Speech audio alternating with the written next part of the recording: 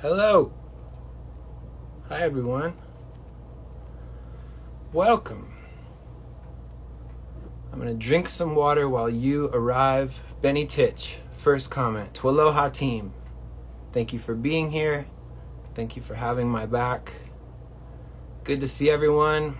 I always tell people, if you want to say where you are, I think that's pretty fun and pretty cool. I will start. My name is Jamie. I am the founder of To Write Love on Her Arms. I am at my parents' house in Indialantic, Florida, about an hour east of Orlando on the East Coast, not far from the To Write Love on Her Arms headquarters. I said hi to them a second ago, but the TWLOHA team is joining us and commenting throughout, and that's really helpful. They can answer questions, they can post links, they can fill in some of the gaps. You'll see a few other members of our team, and we always look forward to this week after week. We have been doing these TWLOHA at home Instagram lives throughout this wild, unexpected year. We took a little bit of time off in July, and then we are back in August leading up to World Suicide Prevention Day, which is September 10th. That whole week here in the United States is National Suicide Prevention Week. And September 10th has become the most important day of the year for us. This campaign has become the most significant thing we do each year. And we are in the middle of trying to raise $250,000. And all of that money will go to helping people connect with mental health professionals. So that money is going to be used to fund counseling and to fund treatment. And thank you to everyone who is fundraising. Thank you to everyone who is donating. Thank you to people doing both. It's always an exciting time. I am wearing this year's campaign t-shirt. It says "Worth Living For." That is the phrase that we have built this campaign around. It comes from our friend Levi the Poet, who is one of our 3 guests today, and he's going to share a little bit of where those words came from in his world.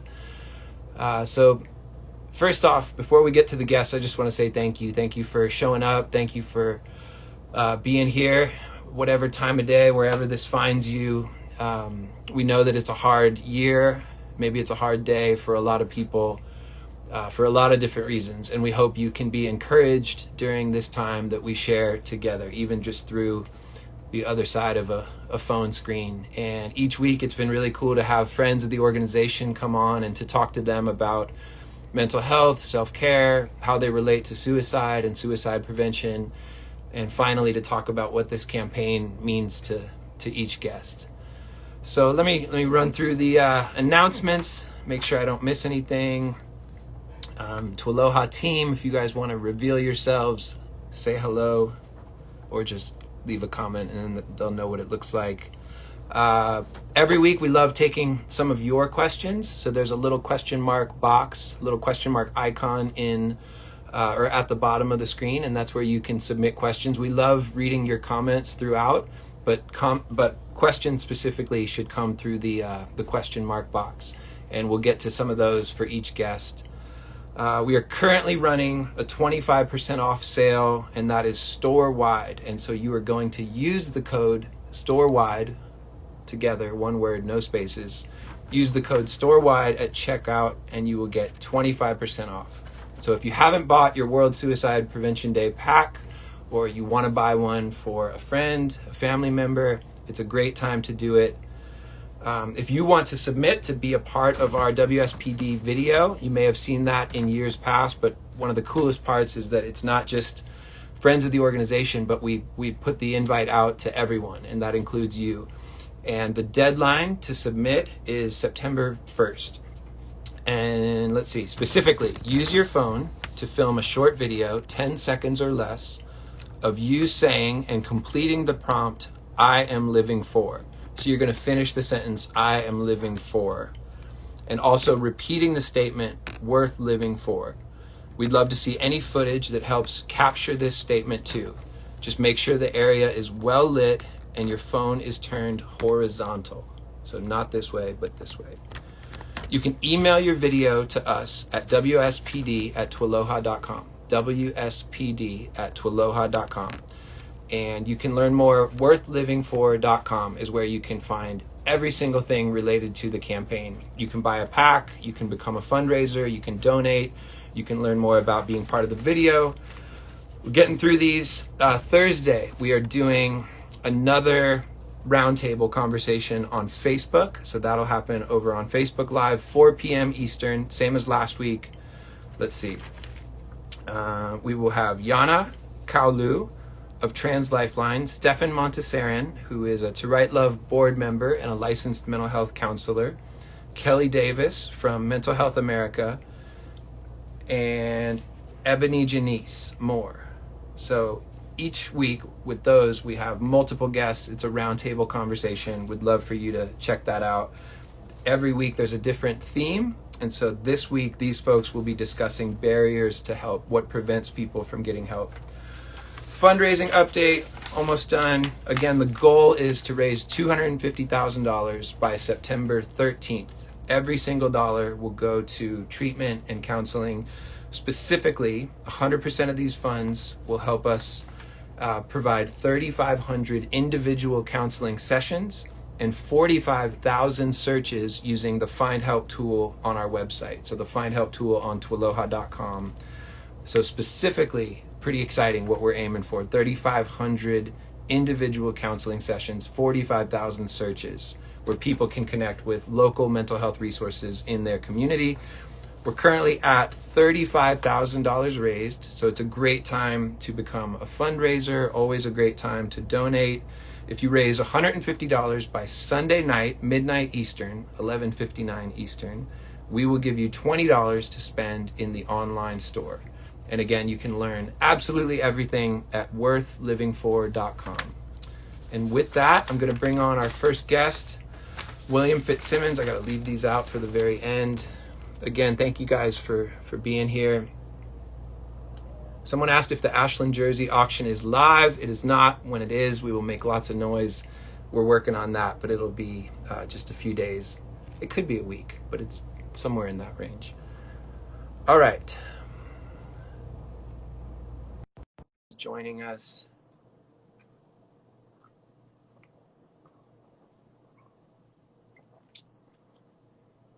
Dude, you look, can you hear me? Oh yeah. This is that you have a great background. I got it's fake. I literally just I did it in Photoshop. Like I'm 5 gullible, minutes so I would potentially believe you, but I don't. No, I'm just kidding. Dude, you got the No, posters and everything. I got the posters going. I got the shirt. I got the shirt going on. You're doing, I'm here I just for it, have man. like a burgundy curtain at my parents' house. That's cool too. Do you know what I mean? Like, Before we get to real things, this is the most beard I've ever had, and it's the least beard I've ever seen you with. yeah. It's a you look good though. Dude, thank you.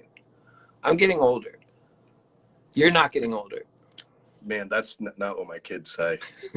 Not even close. They actually say, I get the white thing. They're like, Daddy, you're turning into Santa Claus. Whoa. And I'm like, guys, there's so many disappointments ahead. Not the least of which being, I don't know if he's real, but it's also the thing where like, I'm not Santa Claus anymore. Yeah. I can't do that. Yeah. So that's a good segue. Will you tell us a little bit about where you are, who you are, what life looks like? Yeah. My name is William Fitzsimmons. I'm a singer-songwriter, a former mental health therapist. That was kind of, my life was sort of split in 2 separate seasons mainly. And and psychology, therapy, all that was sort of the early part. And I transitioned into doing music. But I've always kind of tried to wed the two things. So I've been living in central Illinois for many years, writing songs and touring. And I have 2 beautiful adopted children that are getting older and older and older. And that's the nickel tour anyways. Yeah, I love it. So we'll get to some important stuff, but do you feel that, are you in the 3rd most famous Jacksonville?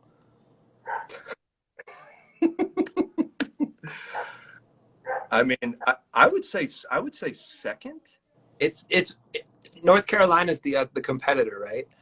Yeah, but well, It's a no, come on, man. all right. I dig it. No, come on, man. We got a Hardee's. I like that. You know what I mean? Like, what else do you Wait, need? and did you grow up there? Mm-mm. No, no. I grew up in. I'm a Pittsburgh. I'm Western Pennsylvania.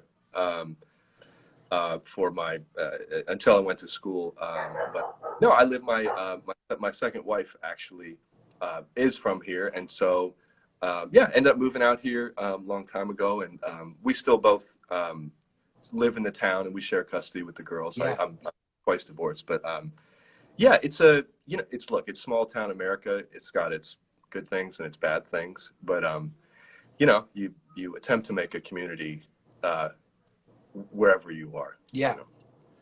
I'm sure that surprises some people when people find out, hey, you're a professional touring musician, singer songwriter, and you used to be a licensed counselor, and that those are pretty different jobs. And so I wonder what that transition was like, but maybe even on the front end, just what got you into mental health and wanting to help people in that way. Yeah, yeah. The transition was smoother than I would have ever thought, strangely. But I say this. Uh, I hope it sounds okay the way I'm saying it. But the thing we always said when I worked at a hospital for several years, we always said the best place to hide a tree is in the forest. And it was this sort of confession that all of us that were working in the helping field, whether it was the doctors or the nurses or the counselors, we were recognizing that we knew we had issues too, and that for a lot of people in the helping field, I think that might be their first entry into it is a desire to heal themselves. The first psychology class I took, it was like Christmas morning to me. I was like, oh my God, someone's talking about like the stuff that I've been feeling Yeah. for the first 18 years of my life, and I couldn't help but to want to be a part of that in some way. We lost William. We're going to see if we can bring on Megalyn, if she's here. I don't think Megalyn is here yet, so we may just have a quick moment with Levi the Poet, who is watching, and then we're just doing our best. We're just calling audibles.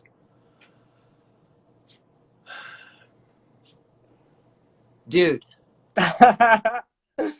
Hi, I just got a request to go live with you, so if you'd like me to get off of here and get Megalyn on, then I'll gladly. I don't think she's available yet. Oh, okay. No Hey, stress. your hair looks awesome. Let's start with the important stuff. Oh, thank you. My hair, I didn't even get a chance to put on my To Write Love shirt, although I have one. Well, wait, so this may be like just a couple minutes, and then we go to Megalyn, and you could do a wardrobe change. All right, that's perfect. That's perfect. I mean, if you guys need a live wardrobe change from me, then we can talk about it. But I otherwise, I'll just keep all of my clothes on. Last time I saw you, you had a cool hat, and now you have just cool hair. Oh, thank you. Thank you. I'm realizing that look at all this. Look at that. Look at that. White. Dude, I know. I know. There's no shame. Like, I always my head's always shaved, and so I never see any of it. Wondering what's happening. No, you're looking good. I don't know if this is weird, but what if, and this may be a terrible idea because you just popped up, but well, how about this? I mentioned these words. Yes. Came from you. Yes. I think you might do a piece of that poem. Yes. At some point. Do you want to talk at all about what these words mean to you? Not even in the context of our campaign. Yeah. I'd love to hear that eventually, but to kind of set up the poem that you wrote. Yeah. I wrote the poem, I don't know, a few years ago as a part of another To Write Love campaign, the Please Stay one that we did, and that's sort of where the initial idea spawned from. So we've just gone in a big circle. Nothing is original, but that's the way it's supposed to be. So, man, I started out the poem writing about my great grandpa.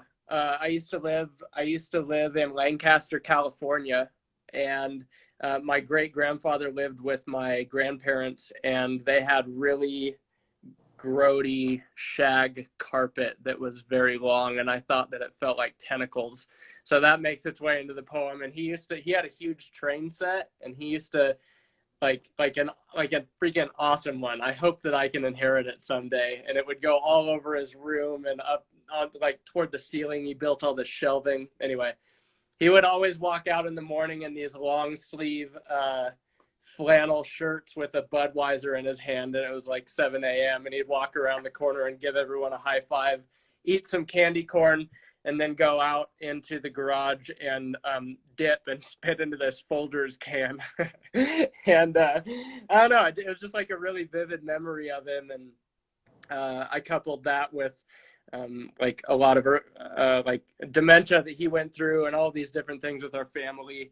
And the premise of the To Write Love campaign at that time was please stay. And so I was like, all right, well, what are we staying for? What are we staying through? And that it's all worth living for line felt like a good umbrella for all of it, no matter how good or bad it ended up being. And that was certainly the case in my life too. So yeah, that was the point anyway, and remains the point. No, man, I love it. Save for all these gray hairs. Dude, you wear it well. I wouldn't even have noticed. Would you want to share part of that now? Yeah, sure. If you want me to, I can get through the great grandpa part. You tell me when to stop. You want me to cut off, or you want me to do no, a I was third just of it, thinking or what do you want to happen?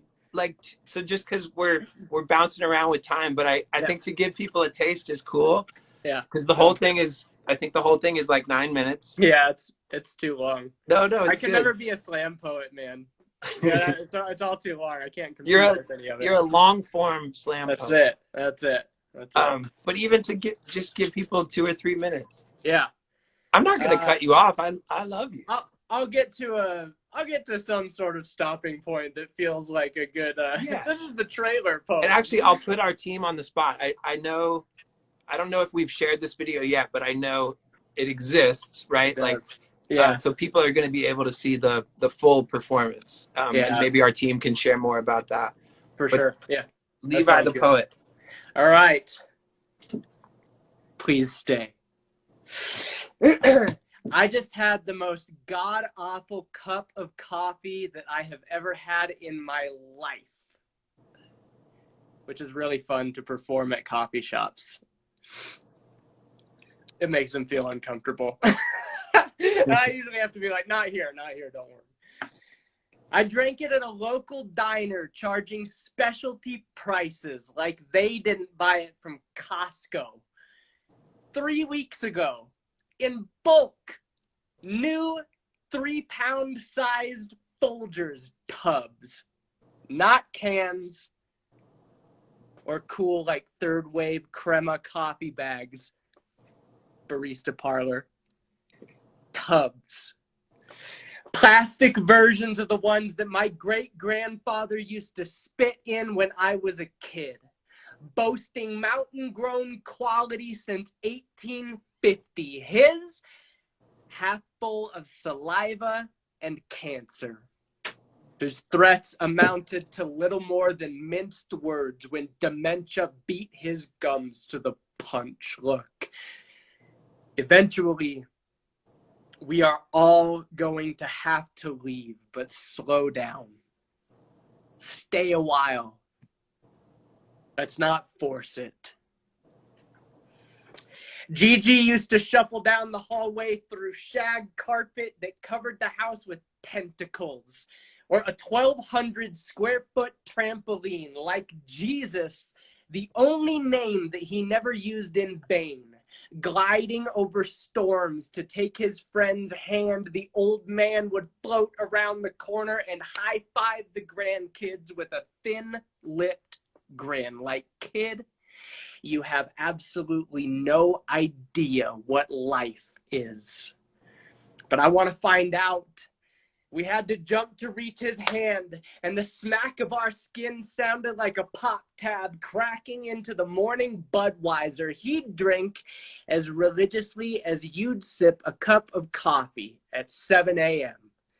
He's all beautiful and weathered and leather-skinned, like maybe gutting so much of that dip finally began challenging just how much a body is able to tolerate before it starts to break down. And I know you ask yourself that question all of the time. Spit it out. I am still here. You are still here, and still might be as much of a miracle as here ever was in the first place. So let's not waste it.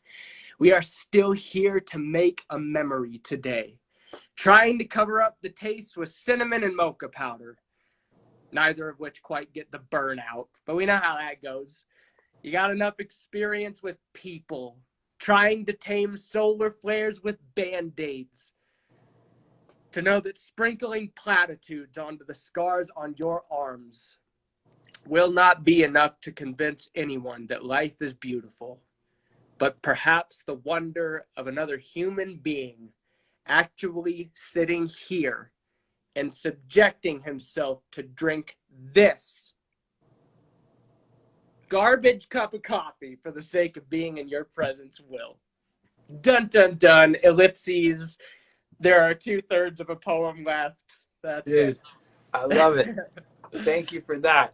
So, and our team responded, it is up on our YouTube channel. So It people, is. if you want to see the rest of that poem, if you want to see the poem in its entirety, the To Write Love on Our Arms YouTube has that.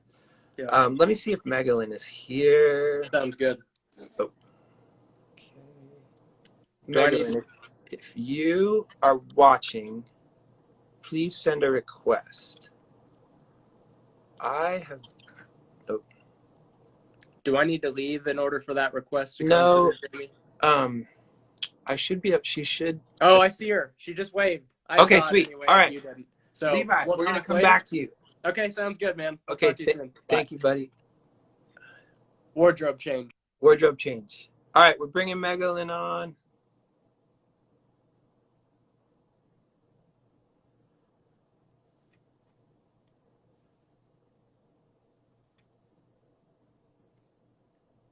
Megalyn is coming. Levi the Poet will be back.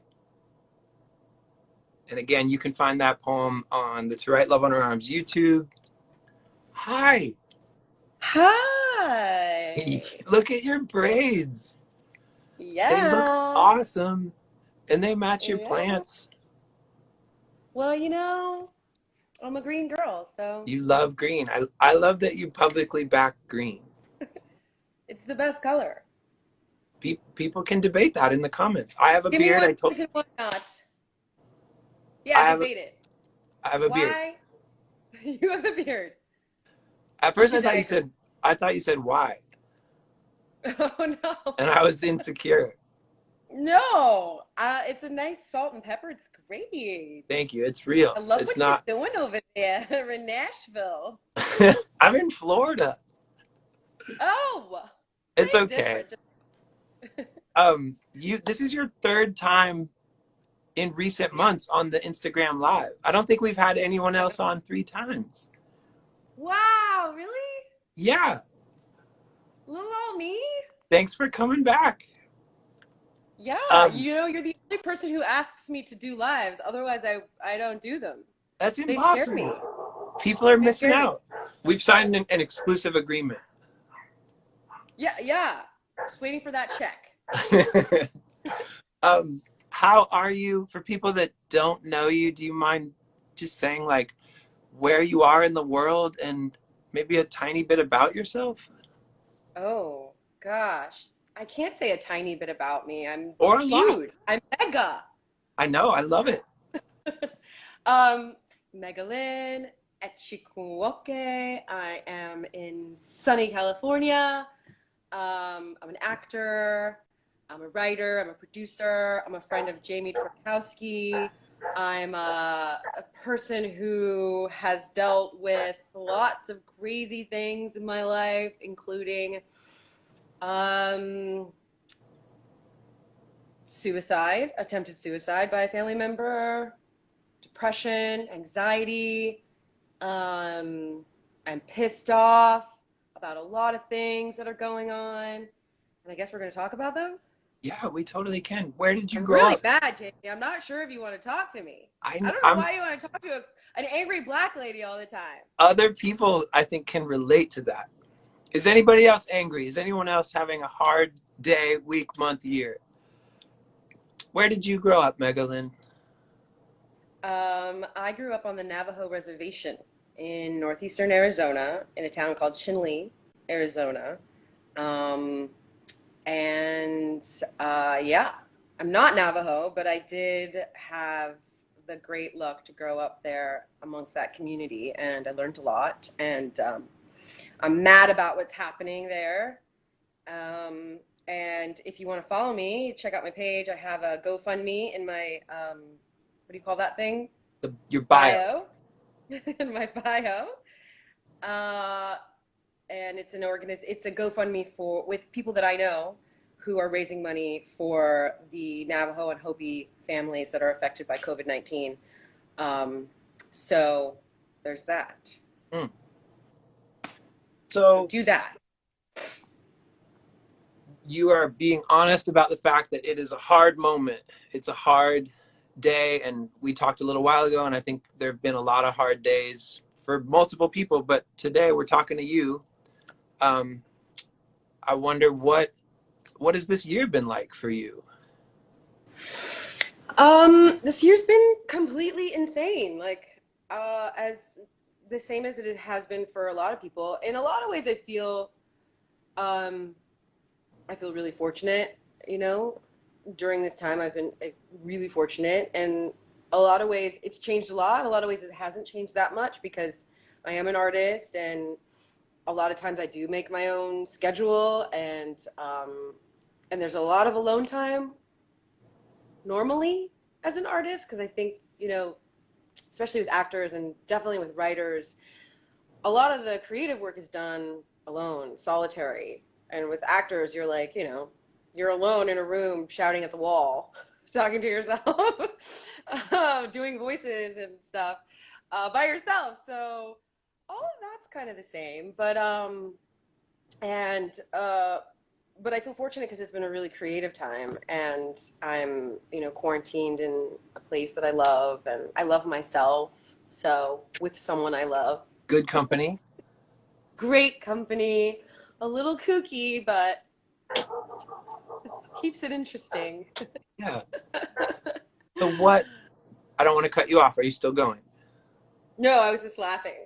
um, so in the midst of a weird year with some Yeah. familiarity and some change and some not change, and we've touched on this when we had you on previously, but I wonder what have the bright spots been, whether it's in life, whether it's specific to mental health or self-care, but what if, I think we'll touch on some of the hard stuff, and obviously they relate and you can share whatever you want, but I wonder what has been helpful this year.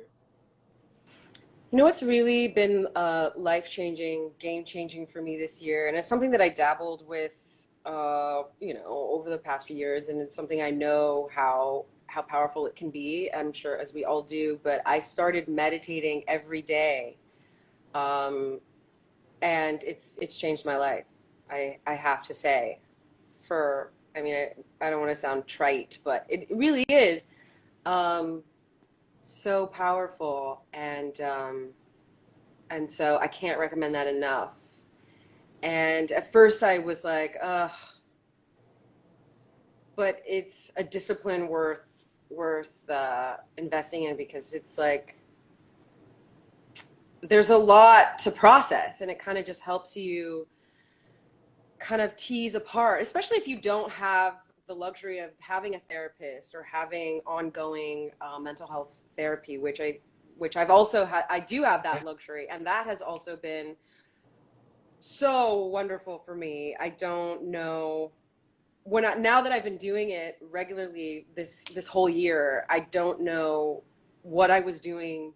Not why wouldn't I do that? Like, why wasn't I doing? I had so much resistance to it in the past. Also because it's, first of all, it's so expensive, and it's just a luxury I have at this moment. But there were times where I was like, well, I can't even afford it. So even if I wanted to, and I do want to, but I can't afford it. And then there's also the finding the right person part, and that can be tricky, especially for a Black woman, for Black people. Like I can't tell you, I tried really hard to find a Black female therapist, you know, when I was first starting to get into therapy, and I couldn't find one. And they're few and far between, but I think it is important to be able to have a space, you know, for in that setting, to be able to talk with Black women and Black men in therapy, because there are, you know, there are struggles that are specific to being Black in America that you need a safe place to talk about it. And I was often not finding that in my, you know, community, as it were. Yeah. So so therapy, meditation, honestly, it's changed my life. Running, dancing. Running, dancing, that has actually been not the best thing. You know, I do dance, and I'm a movement person, and I've always been pretty athletic, and the whole dancing thing has been actually really, really sad. It's been also cool too, because there is a community that's really, you know, been very supportive online, and my ballet teacher teaches Zoom ballet to a core group of diehards, and it's really freaking hard. And I'm not, you know, I don't have like technical ballet training. I only started taking ballet as an adult. So it's been really hard. And then the studio where I dance is closed for good. A lot of studios, a lot of creative spaces are closing down for good, and that has been really, really profoundly sad. But the community is still there. So, and we're finding ways to do it. I've even been doing TikTok dances, which has been so fun. Wait, and I'm gonna do more. Do you share them? I'm working on them. I will start sharing them, working on my choreography. Yes. That's one of the bright things too. One of the silver linings is that, you know, this has forced me to be so much more creative and technical in ways that I'm not. Like all the, you know, when I have to shoot myself, or, you know, I record music. I like created my own little home studio, and I'm learning all the things, the tech, and that I'm going to get a new camera. Yeah.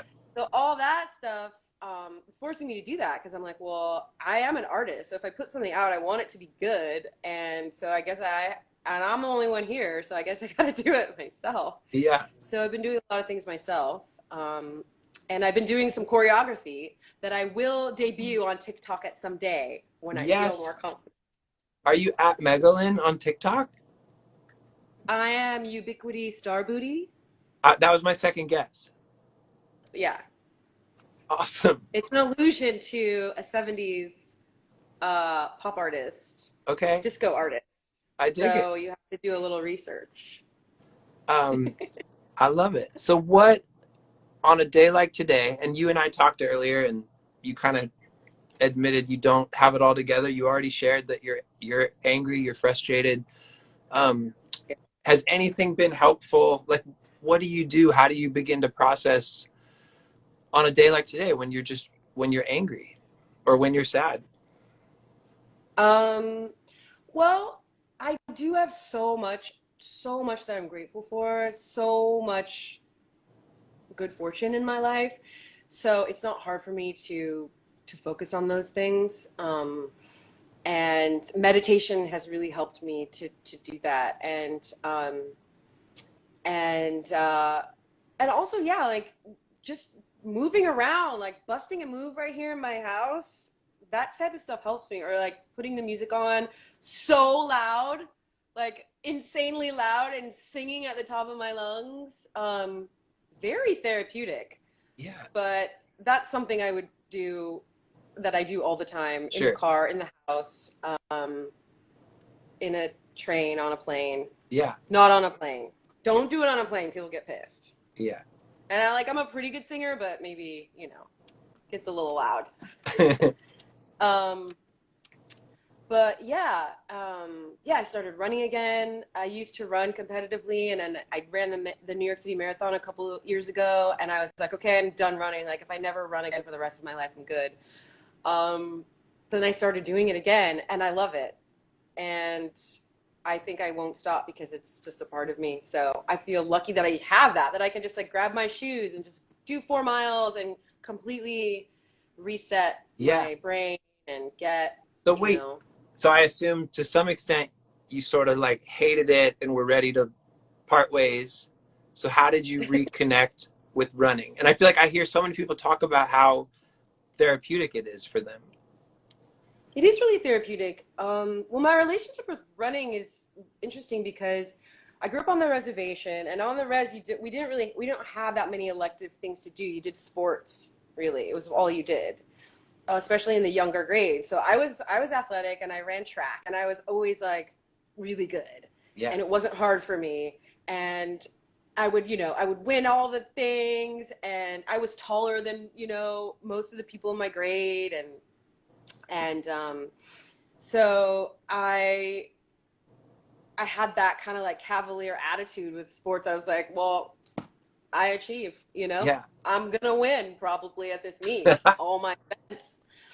And then came time for cross country season, and I was like, oh, I don't do long distance. Yeah. On the reservation, the Navajo people, the Dene people are known. They're like these insane marathon athletes. Like they're known for their long distance running, and it's also a part of their culture and a part of their spirituality too. And so all my friends were gonna do cross country, and I was like, I don't do that. But they were like, well, what are you gonna do? And I'm like, well, there's nothing else to do. Like you did track, basketball, cross country. Cross country season, there's only cross country going on. So I wanted to hang out with my friends, so they were like, please just join the team so we can all hang out. I just want to be my friend, so I joined the cross country team, and I sucked so bad. I was so slow, and I hated it so much. And I would tell my friends, I was like, fuck this. I was a loser. Yeah. I was like way in the back. And I wasn't familiar with that feeling. And I was like, every day I'd be like, I'm quitting after today. This is it. I'm not coming back. And then somehow at the end of the day, one of my friends would convince me, just like just do one more day, just try one more day. And I'd be like, oh.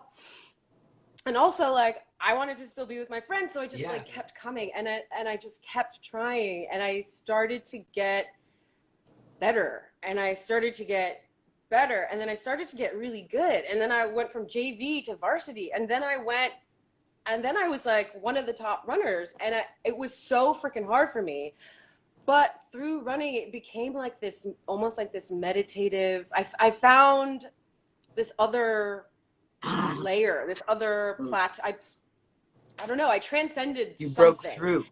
I broke through, and it became this really powerful thing in my life, to the point where like not only was I was placing in top 5, top 10 at all of our meets, and I was also like getting straight A's, and it just helped me in so many areas of my life. But it was like something that has always stayed, that breakthrough that I had at how old I was, 15 or whatever, 15, has always stayed with me.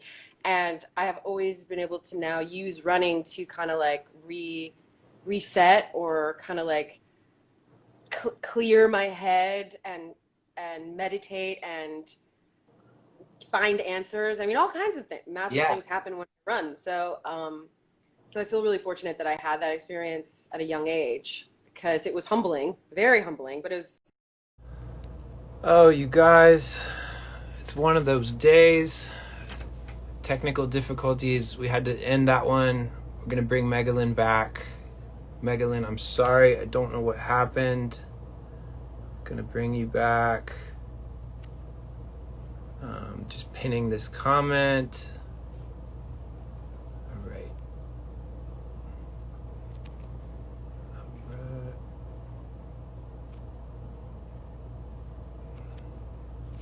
Okay. Thank you guys for coming back. We're doing our best. We're doing our best. How are you? How are you guys? Hi. I don't know what happened. I don't know either. How I was going on and on and on. It's probably for the best. I No, was just blathering away. it said reconnecting and then it just stopped forever. I want to be sensitive to your time because I know you have something. Do you care if Oh we yeah. transition and just talk a little bit about the campaign? Sure. Was there? I want to let you finish your thought if you were mid thought. No, it's fine. I was going on. Basically, running is awesome. Running's great. You're a Try it badass. out. That's what I took away from it. I Cool. also, it's not fully formed, but there's a joke to be made. When you said I don't do long distance, there's a dating joke, like something about Oh, my dating is the same as my running. I don't do long distance. Like there is something there. Although I have done but that. now you can run long distance. So there's something there. There's Yes. something there. Put it in a movie someday. Okay, I will. You've supported the organization for years, and with that, you've supported this campaign, World Suicide Prevention Day, for a bunch of years. And I wonder why, and what has it meant to you? Um, well, to write love on her arms means many things to me, but you came into my life, and the organization came into my life at a hard time in my life, and so it really meant a lot to me to have your support at that time. Hmm. And I think around that time, my younger brother attempted suicide, and my younger brother is struggles with a disorder called schizoaffective disorder, and has been and his mental illness has been criminalized for most of his adult life. So he has been struggling, and he had been taking and he's on medication, and he's been taking medication for most of his adult life, and it wasn't working out for him, and he tried to take his own life, and it was terrifying. It's terrifying. And I when that happens, it's like you don't know, you can't, you always thinking like, what did I do, or what could I have done, or did I miss a sign, or did is what it's insane, and it's really traumatic for all of he didn't die obviously, but he really came close, and it was really traumatic. And so now, it's still something that I have to deal with, that he deals with, that he struggles with, and that as a family we struggle with. But it's like, okay, how can I be more aware? How can I spread awareness about this?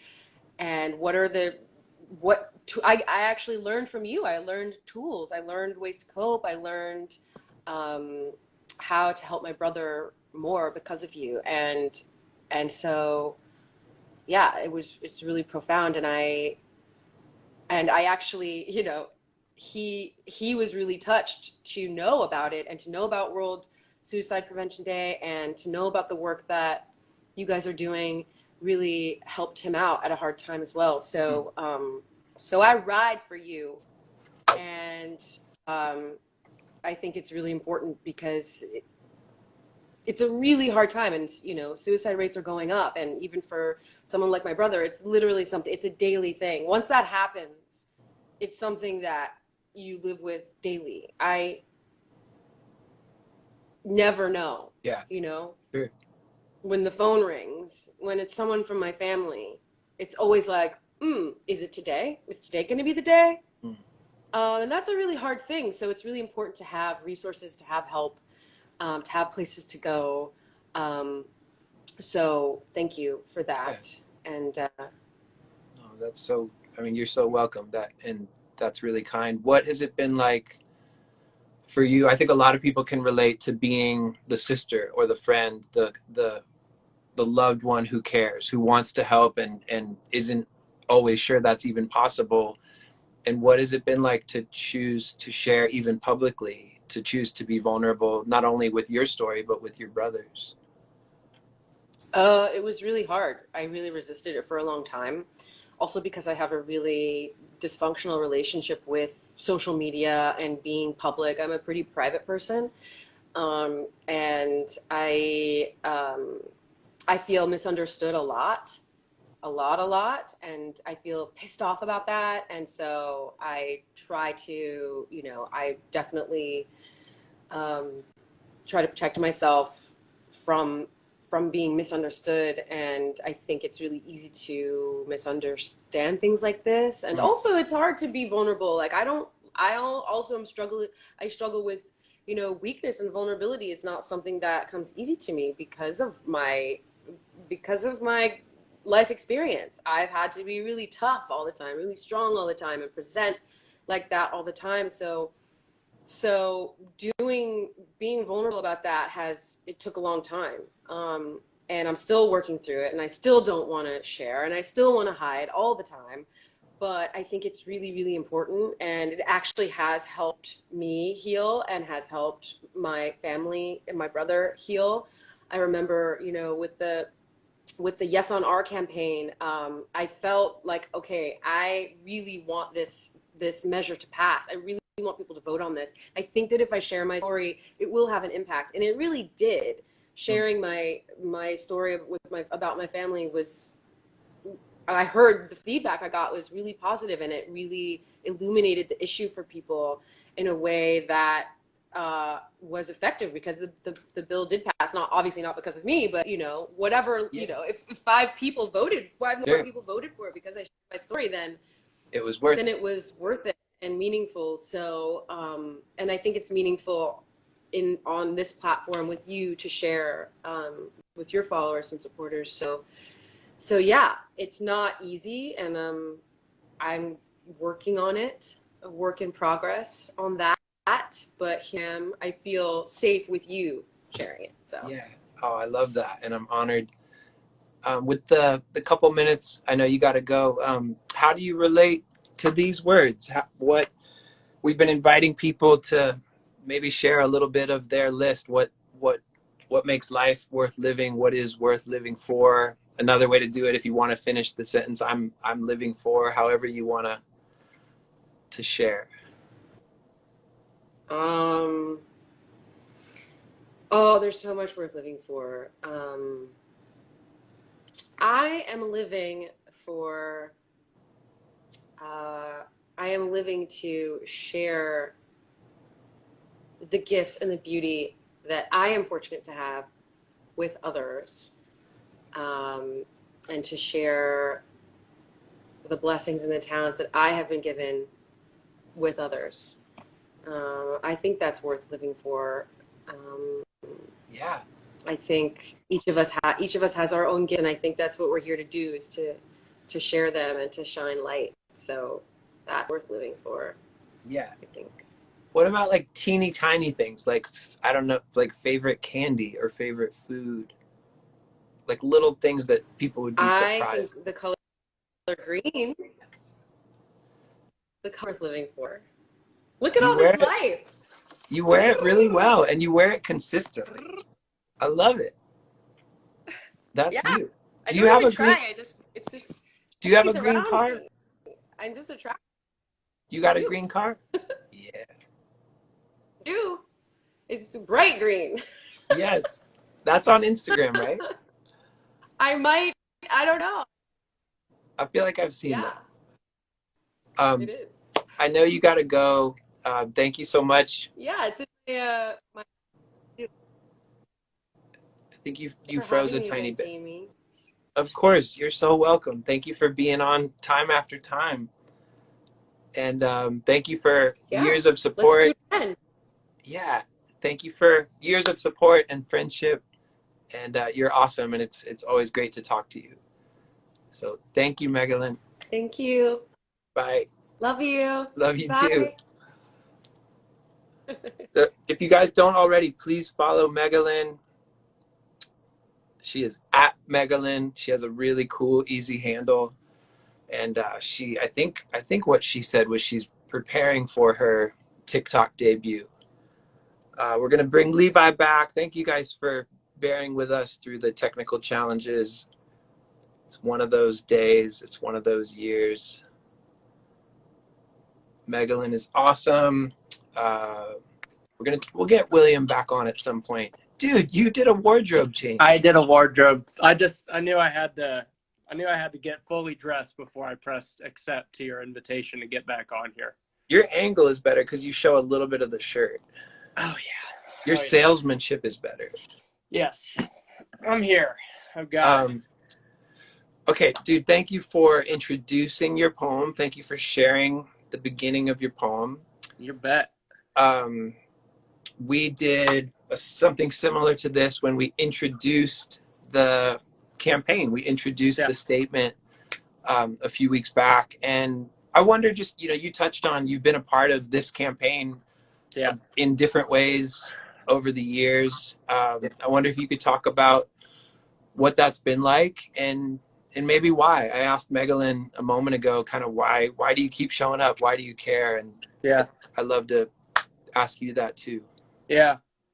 I just love it. I love you guys. I love to write Love on Her Arms. I've loved to write Love on Her Arms since way before I had any personal reason to write, to love to write Love on Her Arms. I mean, I remember, I think it was, you guys were around in 2007, right? Yeah, since before we loved you back. Is that what you were getting at? Yeah, before you were such good friends to me on Instagram. Yes. No, but I remember going to Cornerstone for the first time in 2007, and I think that was probably the first time that I saw anything that To Write Love on Her Arms was, and I thought it was amazing. And I mean, depression hasn't been, that was worth living for, Cornerstone, but it hasn't been far from my own story personally, and then for my family. I feel like this is sometimes like just beating the same drum over and over again, but I lost my dad to suicide in 2011, and so you guys were just so huge to me and my family during that time, and have continued to be. And so it's just been an honor, man, every single year or time since then that we have gotten to do anything together, and I'm just super grateful for any opportunity to be able to help. I feel like one of my favorite attributes in others is their ability or willingness to co-suffer with other people, and to weep with those who weep. And I certainly feel like that was huge to me, and continues to be during all of the things. I mean, you guys just talked about the year that 2020 is. Surely this is a year for weeping with those who weep as well. And I just feel like you guys do that very well, and I'm grateful for it. So that's why. Man, thank you. I'm so glad our paths crossed. And Chad was the first one from our team that you really connected with, right? Yeah, I believe so. I was on tour. The first year that Brandy and I got married, we went from our wedding to our honeymoon to a 35-foot long RV with 3 other people and 2 dogs and sometimes a merch person, and lived there for a year. And I believe that is when that was with White Collar Sideshow. And I think that was when we met Chad down in Florida, because those guys were friends at the time too. So, yeah. Yeah. So for people who don't know, I know that I always connect with the honesty in your work, in your writing. But I wonder specifically, how does mental health weave in and out of the work that you do and what you choose to share? Mm-hmm. I mean, I feel like it's I feel like it's certainly a recurring theme. I mean, I have added, if one can self-describe himself as something, which I think if you're an independent artist, that's what you have to do. I can't really rely on other people to do it for me, but I've added advocacy to just like kind of some of the things that I would like to be known for, or to, to claim, I guess, as a kind of role, whether that's through, a talking point or just a piece of art. I think that it all kind of weaves together. Certainly I haven't had much of a choice in the matter about the way that mental health, or a lack thereof, has found its way into my and my family's story. And so it has just always felt like a kind of natural part of anything that ends up coming out through Levi the Poet and this project, or even, you know, I run like a online club, my version of a Patreon thing. You know, I feel like a lot of the resonance that folks have experienced in relation to my work is in the realm of that mental health conversation or challenge or whatever it's going to end up being. And that's great to a degree, because we're not alone in it. And it's also, I also always kind of feel like apologizing to people who write and say, "Oh man, I can relate so much." It's like, damn it, I don't want you to relate so much. Like, but I'm glad but I appreciate it. You know. Sure. So, yeah. You have a book you've been working on. Yeah. I wonder if you could talk a little bit about that. Yeah. So, the book is called "It's All Worth Living For," and it was, I mean, so like I said, so that phrase has just become such an umbrella beneath which I feel like so much of that's just where we're functioning. It's got to be. We've got to be able to live through blessing and cursing, or what, I don't know, whatever the phrase is. And so I started working on that.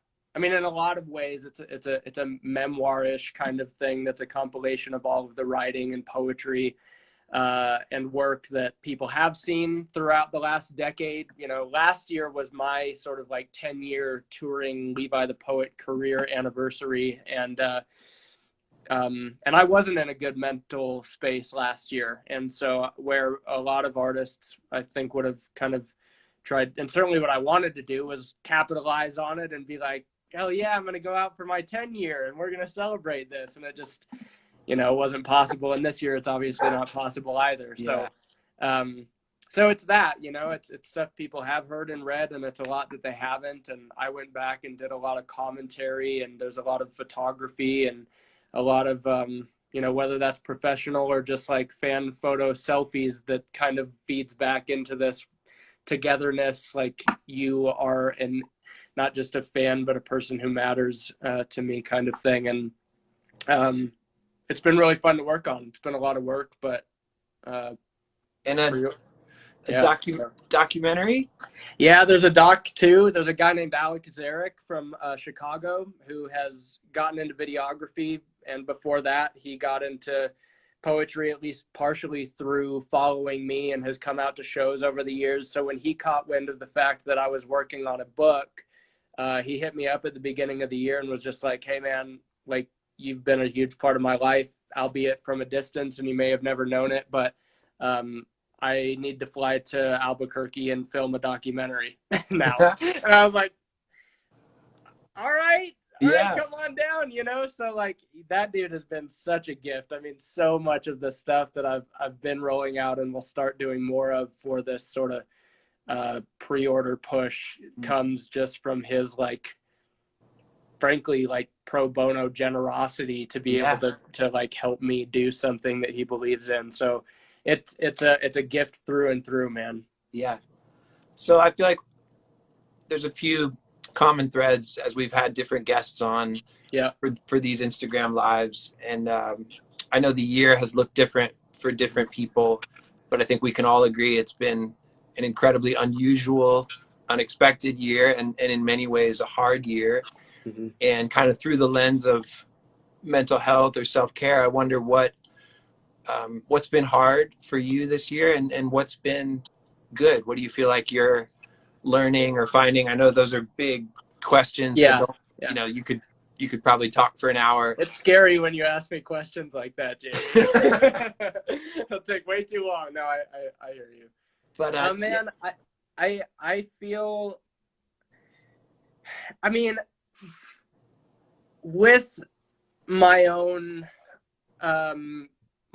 personal mental health kind of always being a thing that I'm hyper analytical about, and like wondering like, all right, am I good? Am I not good? Am I erring toward getting better? Am I erring toward the opposite? Like, you know, it has certainly all weighed heavy on me, you know, this whole everything that is also weighing heavy on everyone. And I know that I can go, you know, in the direction of minimizing my own thing because everybody else is in it too, you know, and I always tell other people not to do that. So I'm trying to be conscientious of it, but, you know, I mean, between COVID, between so much of the racial justice movement that's happening, between like being a naturally empathetic person who does want to be a co-sufferer, but also recognizes the way that I've overdone it to the point of taking on more than I can handle, and that leaves me with nothing to give either. You know, I think that that's this idea of not being able to pour water out of an empty bucket, and I've been an empty bucket a lot of times, you know. And I think that this year has sort of been a part of that. And on the flip side, even listening to the conversation that you just had earlier, where she was talking about meditation or contemplation, or like creating space for yourself in order that you might be able to do what you want to be able to for other folks. I mean, I just feel like I've been putting effort into continuing to pursue health and mindfulness and learning, and also coupling that with fun and hanging out with my wife and going on runs with my dog, and trying to you know, I can get way too serious way too fast, and anybody who listens to my poetry knows that immediately. And so I'm trying to learn how to be a well-rounded human being, man. Yeah, I love it. I want to remind you guys, if you have a question for Levi, you can submit. There's a little question mark icon at the bottom of your screen. I'm going to check in and see what's there. Let's see. Someone asked Megalyn's TikTok. I don't know it. But it was your second choice. You don't remember what your second guess was going to be? Oh, it was multiple words. Follow her on Instagram, and I believe she will lead you. If you guys, let's see. I'm going to come back to these. If you guys want to ask a question to Levi specifically, please submit. We'd love to get to one or two of those. Trying to think, somebody asked about, and you touched on it, like the racial justice aspect of this year. How have you processed? I mean, that's another huge question, but someone was just, I think, kind of getting at like, how do I process this? How do I do this? And I wonder what that has been like. Their question was, how do we remain hopeful? Mm-hmm. My sidebar would be that it's difficult, it's hard, it's painful, it's messy, but a lot of it feels hopeful to me. Mm-hmm. And I wonder what it's been like for you to care and to learn and to process that. Yeah.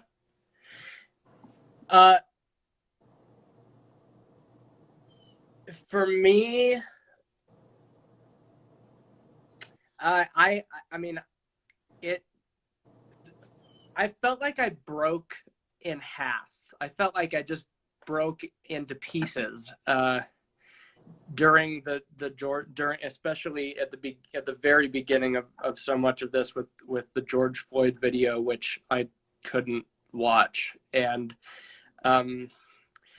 but then the aftermath, and I was like so glued to I as I do, I just started writing, and I wrote this thing which is available and up everywhere, and it's just called My Jesus is Contaminated. And a lot of it, I just felt like personally I had to acknowledge a lot that that was like back of mind things that had suddenly come to the forefront in very real and very explicit ways, and that I needed to acknowledge complicity in certain things. Like I when I first started this LTP project, I decided that I wanted an aspect of it to be it was supposed to. I did an alliteration because I'm a freaking poet, but it was I wanted Levi the Poet to be realistic, repentant, and redemptive. And I think that this part of it came down to some of the more repentant part of those three words, in hopes that some redeeming quality might come as well, and just acknowledge my own kind of fault and growing awareness, and then also my desire to have like really hard conversations with people. I don't really often perceive myself as the one whose job it is to change everyone else's mind, and I try to reserve some of that tone when it comes to those kinds of conversations. But it like led me down this path of my eyes are wide open, and I want to, and I wish, one of the guys I started following back in the day was Lecrae. Like, he went through this whole fiasco where he started posting more and more about this stuff and got into a ton of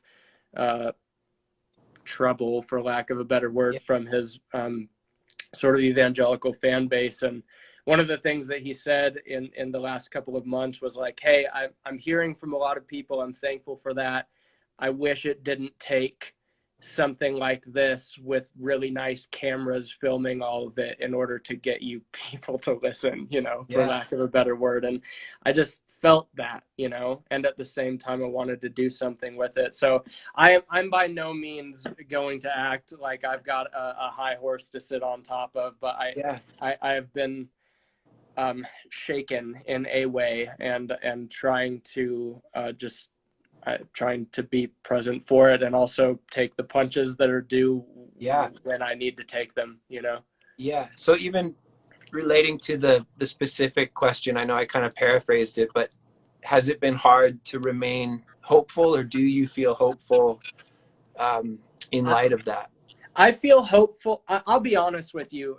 Social media feels like a huge dumpster fire to me that gets very overwhelming very quickly. Yes. And it doesn't feel particularly conversational unless folks are doing things like this, where you're getting tone of voice and you're getting facial expression and you're getting interaction that is more interaction than it is accusation. I mean, there's definitely room for that, and I'm just like demonizing the whole thing with a broad brush outright, but it has been difficult for me to not experience like an overwhelming sense of like social fatigue, where it's just like, is anything happening, or am I just screaming into a void that you're screaming into, and we're not really hearing one another.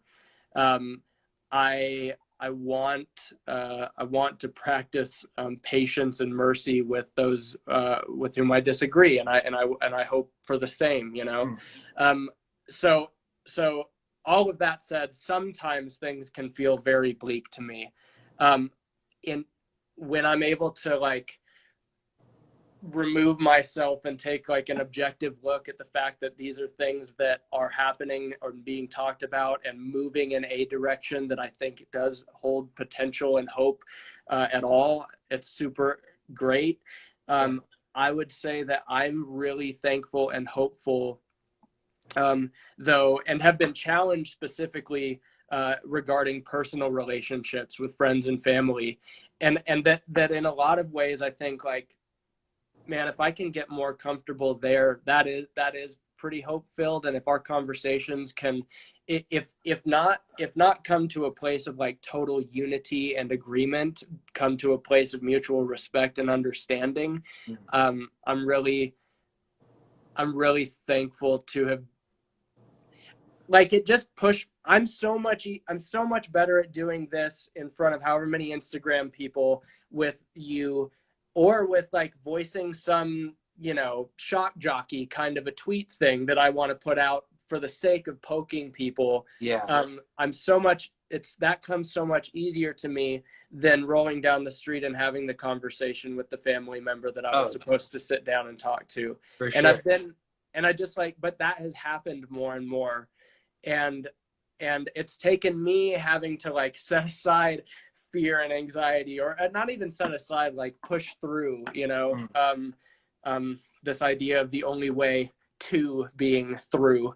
And I've experienced a lot of that in during this time, and that does feel really, really hopeful to me. And it's like you said, it's like, it's just so impossible to say every single thing and to say it right and to do it justice. But in the long run, like I'm as thankful as a person can be for the things that have come as a result of this time. Yeah. Thank you for sharing that, man. I know it's not easy stuff, and I appreciate your honesty, and it's cool seeing some of the comments that other people are wrestling with this as well. I wonder about this year's campaign, just kind of how you relate. I know you probably relate on multiple levels because in a way the words came from you. But this idea of what's worth living for, the question or even the list, I just wonder how do you relate to that, and maybe specifically just what are some of those things in your life that make you want to stay? Yeah. I mean, I always try to come up with some like really amazing thing, you know. But then it's like Waterloo sparkling water that I really love that I just got on my fridge, you know. My sister just had my sister and my brother-in-law just had another newborn little daughter, a little girl. Her name is Scout. She's gorgeous, and I love her. And their son Arlo is amazing. This weekend, my mom and I got to spend like 5 days together, and it was just like the most amount of time that we've spent together, just us, probably since before I moved out of the house 16 years ago. And we're really similar in our personalities and in our ability to literally start talking and never stop talking, which sometimes is exhausting to both of us, I think, if we just like don't, because we're also like, well, I don't want to hurt her feelings if I just want to tell her to just shut up, let me listen to the new Bright Eyes album for a minute, you know? Yeah. But man, like, it was so good. Like, it was so great to hang out with her and like, you know each other. And I came home so grateful for that, you know? And it's just like us, my mom, like she lives 10 minutes away from me, but it doesn't happen in that way. And it was just really nice. So there's a couple of things that come to mind right off the bat. No, man, those are good things. As an uncle, I can relate, and I love that you love being an uncle and a dog dad. Oh, dog dad. Oh yeah. Heck yeah. I wish Frank was in here, but Frank's being quiet. Gracie makes her little presence known. I remember the last one of these that we did, and Frankie, come here. Let's see if he comes. But yeah, Gracie barked like at the very end. It was like, all right, see you guys. It's like, and then the whole thing cut off. It was perfect. Yeah. He's not coming. He's crashed out. No, it's okay. Dogs have a dog's life, right? They do. Well, man, thank you for not only being here today, but just you play such a unique, important part in this whole thing and in our history, and especially our recent history. Thanks, Jamie. Not only this year's campaign, but just, you know, like as you touched on, just year after year. It's been neat the ways that you show up, and you've been so generous with us, and so we are really grateful. And I say that on behalf of our team, and I always want to give Chad credit for being your first to write that friend. Absolutely. He gets all of the shout outs. He gets a founder's fee for that. That's right. Yeah. But man, thank you for letting us borrow these words. I keep standing up so people can see it, but yep. And I love the all 9 minutes are worth it. To me, when we did the event a couple weeks ago, it was the highlight, and 9 minutes might sound like a lot, but if something's good, then it's worth it. No pun intended. So check that out. You can find, what's the name of the poem? It's all worth living for. Yeah. There's a real theme here. There's a real theme happening. Chad That's said he called It's loves All you. Worth Living For. But check out the entire poem on our YouTube. How can people support you? How can they find you, follow your work? Man, I'll be straight up. Buy that book when the pre-orders go on. That's probably the best way to support it. I mean, I'm excited about it, but it has thrown some snags to not be able to go out on the road and support this thing this year, you know? So that would be really cool. LeviThePoet.net is my website. All social stuff is Levi the Poet. So, and Spotify's and all of the things. All of the things are Levi the Poet. Yeah. So thanks, man. I appreciate it. Oh, absolutely. Someone said they can't wait for the book. Yeah, I see that. Thank you. Love it. It's working. Well, man, do you mind sticking around as I wrap this up? Yeah. It's been that kind of day, so my announcements fell off. You're good. The tape peeled, and I was just waiting for this all to cut out. So Chad gave me some serious announcements. He's a thorough man, and I love him for it. So just to remind you guys, worthlivingfor.com. If you're curious about our World Suicide Prevention Day campaign, still plenty of time to get involved. You can order the pack, which includes the shirt that Levi and I both have on. You can become a fundraiser. You can donate. You can learn more about this. Again, we're trying to raise $250,000. That money will be used to fund 3,500 individual counseling sessions and 45,000 searches using the Find Help tool on our website, TWLOHA.com. So again, learn more about the specifics, how you can get involved. You can submit to be part of our video. The deadline is September 1st, so that is coming up. We are right now right around $35,000 raised. So we got a long way to go, but we're excited about it. It's been really cool to see the momentum of the last few days. And let me read this again. Great time to sign up, because if you become a fundraiser and you raise $150 by Sunday night, midnight Eastern, you get $20 to spend in the To Write Love on Her Arms online store. And again, learn how to become a fundraiser, worthlivingfor.com. Thank you guys for sticking with us through technical difficulties and challenges, freezing, unfreezing, things in between. Thank you to William, who we will make it up to. Thank you to Megalyn. And again, thank you to Levi. Thank you guys so much for being with us. Please know that we care about you more than anything. We hope this can be an encouragement. A few of you even just shared that things are hard. That's frank. But if you're struggling, please check out the Find Help page and the Find Help tool within our website. Everything from 24-hour hotlines, crisis text line, local options, including counseling and treatment. So what this whole thing is about, the reason Levi and I are sitting here, the reason we're doing this campaign is we want people to stay alive. We believe that life is worth living. We believe that for you. We know it's not easy. We know that not every day feels like a happy day or a good day, but we believe that life is worth living and that it's worth it to stay. So please know that if you need help, you deserve that help for however long it takes. You deserve friends. You deserve a support system. And please, if you need help, please ask for help. Please know that your voice matters, your life, your story. Please share, please connect. I was telling Levi, or I kind of joked about it earlier, but for me, these become a funny alternative for FaceTime. It's like FaceTiming my friends, which I should do more of anyway. And that's something we can all do, right? We can all reach out to the people we care about. So you guys, thank you so much. We love you, and we'll see you Thursday on Facebook, 4 p.m. Eastern for another roundtable, and we'll see you next Tuesday afternoon back here on Instagram Live. We'll keep you posted. Follow Levi the Poet, support him, and we will see you soon. Love you guys. Love you, Levi. Appreciate you, man. Bye, guys. Buddy. All right.